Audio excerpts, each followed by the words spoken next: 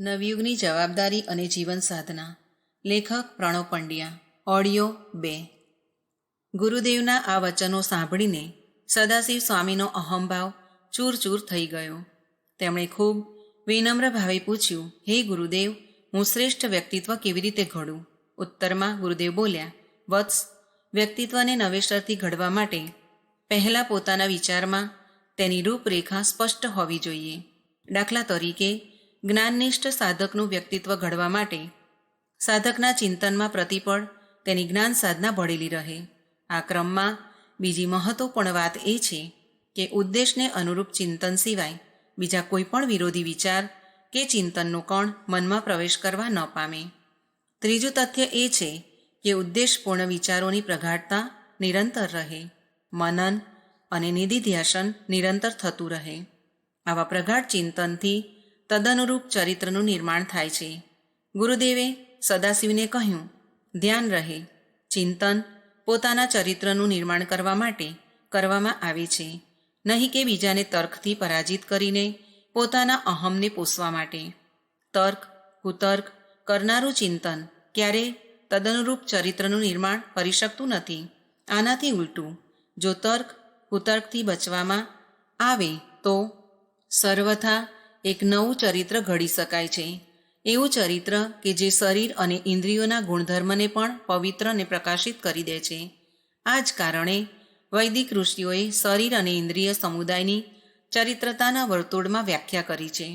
રહી વાત વ્યવહારની, તો તે નિષ્કપટ ચરિત્રની જેમ પૂરેપૂરો નિષ્કપટ હોવો જોઈએ. પછી ભલે તેના માટે ગમે તેટલા કષ્ટ અને સંકટોનો સામનો કરવો પડે. વ્યવહારથી જ મનુષ્યના વ્યક્તિત્વના ઊંડા પડ છતાં થાય છે. આથી પોતાની જીવન સાધનાની મર્યાદા અને ગરિમાને અનુરૂપ વ્યવહાર હોવો જોઈએ. પોતાના ગુરુદેવના આ વચનો સદાશિવ સ્વામીએ આત્મસાત કરી લીધા અને પોતાની જીવન સાધનાના પથ પર આગળ વધ્યા. જે આવી રીતે જીવન સાધનાના પથ પર આગળ વધવા ઈચ્છે છે તેના માટે એ પણ જરૂરી છે કે તે પોતાના લક્ષ્યની ખોજ કરી લે. ઈશ્વર વિશ્વાસથી લક્ષ્યની પ્રાપ્તિ. ઓમ ભૂર્ભુવઃ સ્વઃ તત્સવિતુર્વરેણ્યં ભર્ગો દેવસ્ય ધીમહિ ધિયો યો નઃ પ્રચોદયાત. ઋગ 3:62-10, યજુ 36:3, સામ 14:62, અથર્વ 19:71. અર્થાત તે પ્રાણ સ્વરૂપ, દુઃખનાશક, સુખ સ્વરૂપ, શ્રેષ્ઠ, તેજસ્વી, પાપનાશક, દેવ સ્વરૂપ પરમાત્માને અમે અંતઃકરણમાં ધારણ કરીએ છીએ. તે પરમાત્મા અમારી બુદ્ધિને સન્માર્ગે પ્રેરિત કરે. ચારેય વેદોમાં વર્ણિત ગાયત્રી મહામંત્ર લક્ષ્યની ખોજમાં સહાયક છે. એટલું જ નહીં, પોતાના સારરૂપમાં જીવનનું પરમ લક્ષ્ય છે. પાપનાશક પરમાત્માને પોતાના અંતરાત્મામાં ધારણ કરીને અને સન્માર્ગ પર દઢતાપૂર્વક ચાલીને જ મનુષ્ય પોતાના લક્ષ્યની ખોજ અને પ્રાપ્તિ કરી શકે છે. લક્ષ્ય વિના જિંદગી ભૂલભુલામણી માત્ર છે. જ્યાં સુધી સાધ્યની જ ખબર નથી ત્યાં સુધી સાધના અને સાધન બધું અર્થહીન છે. લક્ષ્યને નિર્ધારિત કર્યા વિના પોતાની આંતરિક શક્તિઓના પ્રયોગની ઉચિત દિશા જ નિશ્ચિત થતી નથી. સંભાવનાઓ સાકાર થતાં પહેલાં જ મૂરઝાવા લાગે છે. આમ ન થાય તે માટે સૌથી વધુ જરૂરી છે લક્ષ્યની ખોજ. લક્ષ્ય શોધતી વખતે, તે નક્કી કરતી વખતે પોતાના અંતર્મનનું નિરીક્ષણ કરવું જરૂરી છે. કારણ કે એમાંથી મળનારા તથ્યોનું વિવેચન કરીને આપણે સાચા જીવન લક્ષ્યનો નિર્ણય કરી શકીએ છીએ. અંતર્મનના નિરીક્ષણમાં પહેલી વાત છે પોતાનામાં રહેલી પ્રતિભાની ઓળખાણ, એટલે કે એક એક કરીને એ બધી વિશેષતાઓને જાણવી જે પોતાની અભિવ્યક્તિ માટે વ્યાકુળ થઈ રહી છે, ખડભળી રહી છે. આ જ ક્રમમાં બીજી વાત છે ઈશ્વર પ્રદત્ત એ સ્ફુરણા જે શરૂઆતના દિવસોથી આપણને તરંગિત કરી રહી છે. આ સ્ફુરણાને ઓળખવા માટે એ જાણવું જરૂરી છે કે એ કઈ પ્રેરણા છે જેણે વારંવાર પોતાના મર્મને સ્પર્શ્યો છે. ત્રીજી વાત છે એ પડકારો જે વારંવાર આપણા માર્ગમાં આવીને ઊભા રહે છે અને જેનાથી આજે પણ આપણે ઘેરાયેલા છીએ. લક્ષ્ય નિર્ધારિત કરતી વખતે આ પડકારોનું ઊંડું નિરીક્ષણ કરવું અત્યંત જરૂરી છે. કારણ કે તેનાથી છૂટ્યા વિના આપણે આપણા લક્ષ્ય તરફ આગળ વધી શકતા નથી. ચોથા બિંદુ રૂપે છે આપણું પોતાનું જીવન મૂલ્ય, જેને આપણે આપણા શ્વાસમાં વસાવી રાખ્યું છે. મોટે ભાગે તે કેટલાક શ્રેષ્ઠ વિચાર અને શ્રેષ્ઠ કર્તવ્યો રૂપે આપણી સાથે હોય છે અને તેને આપણે કોઈ પણ ભોગે છોડવા માગતા નથી. પાંચમું બિંદુ એ સંસાધનો વિશે છે જે આપણી પાસે અત્યારે છે, કારણ કે એ પૂંજી જ લક્ષ્ય તરફ આગળ વધતી વખતે આપણને કામ લાગશે.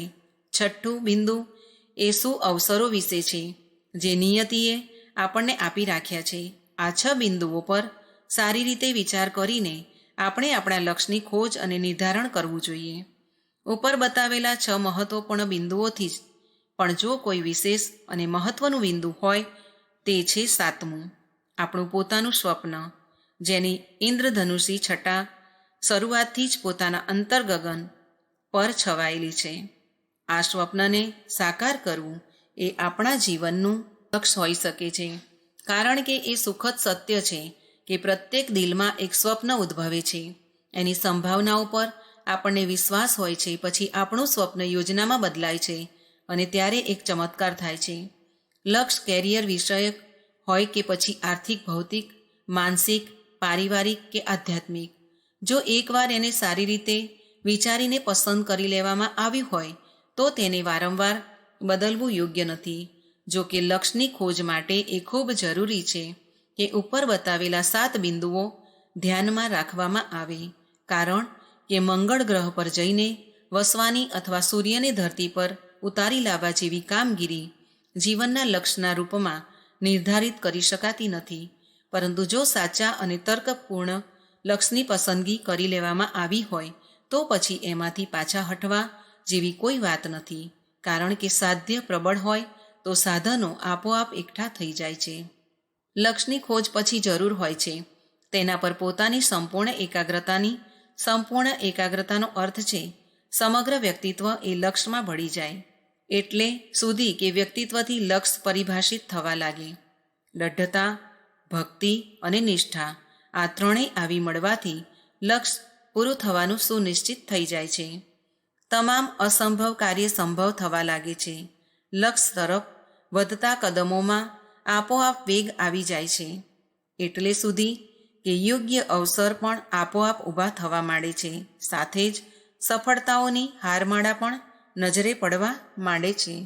જેમની લક્ષ્યની ખોજ પૂરી થઈ ગઈ છે, જે પોતાની સંપૂર્ણ આસ્થા સાથે તે તરફ વધી રહ્યો છે, તે તેને મેળવી જ લેશે એ સુનિશ્ચિત છે.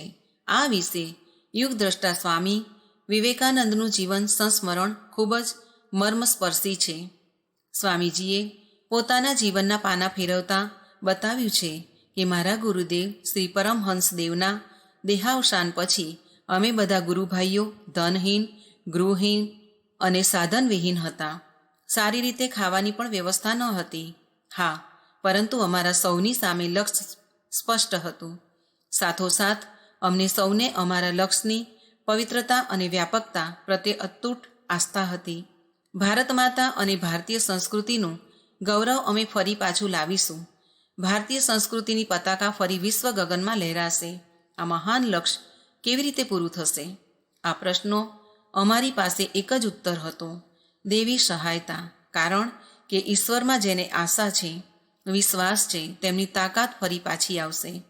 ગરુડની જેમ પાંખો ફેલાવીને તેઓ ફરીથી ઉડાન ભરી શકશે. તેઓ દોડી શકશે, થાકશે નહીં. તેઓ ચાલતા રહેશે, નબળાઈ અનુભવશે નહીં.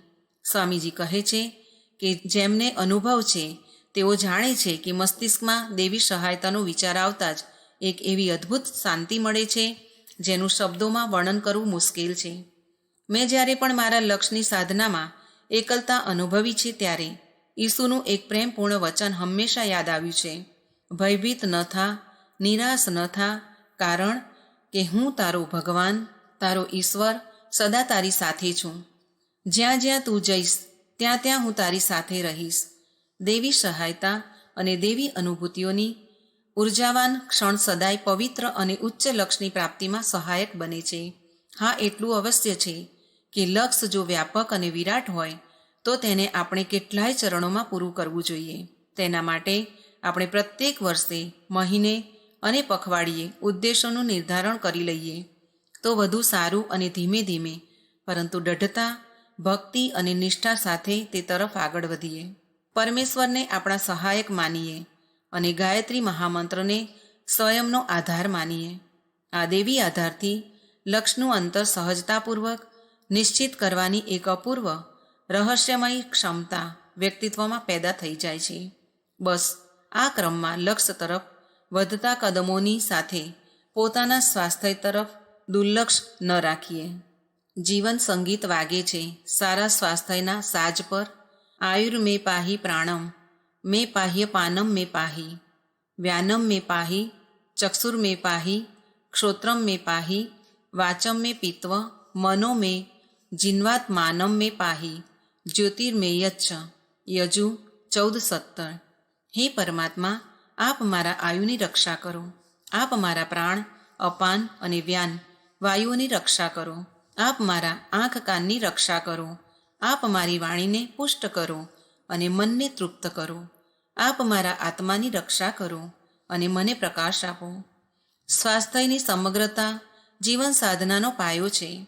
એટલા માટે સ્વાસ્થ્યની ઉપેક્ષા ન કરીએ. સ્વસ્થ હોઈએ તો જ લૌકિક અને અલૌકિક, સાંસારિક અને આધ્યાત્મિક વિકાસની સંભાવના રહે છે. જીવનમાં ધન, તપ, યશ, વિદ્યા વગેરે કંઈ પણ મેળવવું હોય તો તેના માટે પહેલી જરૂર ઉત્તમ સ્વાસ્થ્યની છે. આજ સુપરિચિત સત્ય જાણવા છતાં મોટાભાગના લોકો પોતાના સ્વાસ્થ્ય પ્રત્યે ઉદાસીન રહે છે. તેની ઉપેક્ષા અને અવહેલના કરે છે. હા, એટલું જરૂર છે કે આ વિશેના એમના તર્ક અને કારણ અલગ અલગ હોય છે. કોઈના માટે સ્વાસ્થ્ય પ્રત્યે ઉદાસીનતાનું કારણ વ્યસ્તતા હોય છે, તો વળી કોઈ પરિસ્થિતિનું બહાનું બતાવે છે. આશ્ચર્ય તો ત્યારે થાય છે જ્યારે આધ્યાત્મિકતાના માર્ગ પર આગળ વધવાની ઈચ્છા રાખનાર લોકો તપના નામે પોતાના સ્વાસ્થ્યની ઉપેક્ષા કરે છે. વાસ્તવમાં અસલિયત કંઈક જુદી જ છે. સ્વાસ્થ્ય પ્રત્યે ઉદાસીનતાનું કારણ સમ્યક જીવનદ્રષ્ટિનો અભાવ છે. આપણામાંથી મોટાભાગના લોકો કંઈક મનમાન્યું મેળવવાના લોભમાં એટલા ઉતાવળા થઈ જાય છે કે તેમને પોતાની તબિયતનું ભાન રહેતું નથી. જ્યારે અનેક અસાધ્ય બીમારીઓ એમને ખરાબ રીતે ઘેરી લે છે ત્યારે જ ભાન આવે છે. ત્યાં સુધીમાં બહુવાર થઈ ગઈ હોય છે. ખતમ થતી જીવનશક્તિના કારણે એમની હાલત તેલના અભાવે બુઝાતા દીવા જેવી થઈ જાય છે. એવામાં સ્વાસ્થ્ય ગુમાવીને જે કંઈ મેળવવામાં આવ્યું હતું તે પણ કાંઈ કામ લાગતું નથી. જ્યારે જીવન જ અસહાય થઈ ગયું હોય ત્યારે ભલા ઉપાર્જન શા કામનું? સ્વાસ્થ્યની ઉપેક્ષા કરવાનું એક મોટું કારણ અત્યારનો વધતો જતો અસંયમ છે. ઇન્દ્રિય સુખોની વધતી લાલસા તેના માટે વધી રહેલો તલસાટ માણસની તબિયતને છીનવી રહ્યા છે. જે જાણકાર છે, સમજદાર છે, તેનાથી સચ્ચાઈ છુપી નથી કે અસંયમનો એક જ અર્થ છે પોતે જ પોતાના પગ પર કુહાડો મારવો. શરૂઆતમાં તો રમત ખૂબ મજેદાર લાગે છે.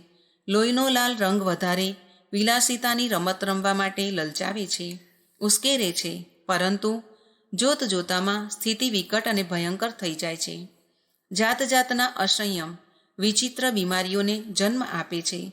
એવી બીમારીઓ જે પોતાના ઉપચાર માટે જિંદગી પર કેટલીય જાતના પ્રતિબંધ લગાવી દે છે. પરંતુ અસંયમની રમતમાં આદત એટલી બગડી ચૂકી હોય છે કે એમાંનો કોઈ પ્રતિબંધ અનુકૂળ આવતો નથી કે નિભાવી શકાતો નથી. બસ માનસિક વ્યાકુળતા અને શારીરિક પીડાના બે પડ વચ્ચે જિંદગી પીસાતી રહે છે. ક્યારેક ક્યારેક તપ સાધનાના નામે પણ સ્વાસ્થ્યની ઉપેક્ષા થતી જોવા મળે છે. આધ્યાત્મિકતાના નામે, તપશ્ચર્યાના નામે શરીર સ્વાસ્થ્ય પર એટલા બધા અત્યાચાર કરવામાં આવે છે કે સમગ્ર તંત્ર અસ્તવ્યસ્ત થઈ જાય છે. સાથે સમસ્યા એ થાય છે કે આધ્યાત્મિકતા અને તપ શક્તિની કલ્પના કરવામાં આવી હતી તેમાં પણ કંઈ હાથ લાગતું નથી. કેવળ આડંબરનો ઢોલ ગળે બાંધીને વગાડતો રહેનાર ધીરે ધીરે નાશ પામે છે અને સાંભળનાર પણ કંટાળવા લાગે છે. તપના નામે સ્વાસ્થ્ય પર કરવામાં આવતા આ અત્યાચારોની નિંદા કરતા યોગેશ્વર શ્રી કૃષ્ણએ ભગવદ્ ગીતામાં કહ્યું છે, કશ્ચઇંતઃ શરીરસ્થમ ભૂતગ્રામ મચેતસઃ મામ ચેવાંતઃ શરીરસ્થમ તાન્વિદ્વયા સુરનિશ્ચયાન.